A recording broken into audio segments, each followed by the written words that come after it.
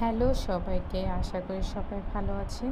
তো এর আগের ভিডিওতে আমি দেখিয়েছিলাম যে আমি 2 পাউন্ড ভ্যানিলা কেক কীভাবে করেছি, কিন্তু আমি ক্রাম্ব কোটিংটা দেখাইতে পারিনি।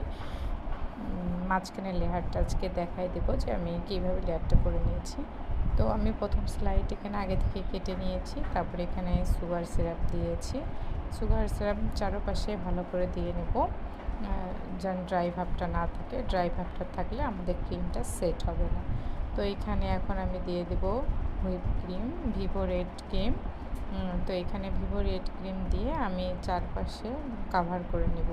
নিয়ে যেহেতু এখানে আমি 3টা স্লাইড করে দিয়েছি, তো সেম প্রসেসে আমি একে একে লেয়ার ক্রিম বসানো হয়ে গেলে পরের লেয়ারটা দিয়ে আবার সুগার সিরাপ দিয়ে ক্রিম বসাবো।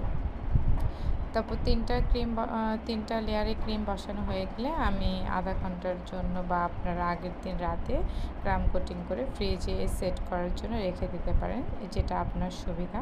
তো আমার সুবিধা আমি আধা ঘন্টার মতো রেখে দিয়েছি। তারপরে রেখে দিয়ে আমি এটাকে ডেলিভারির আগের দিন ডেলিভারি দেওয়ার সময় আমি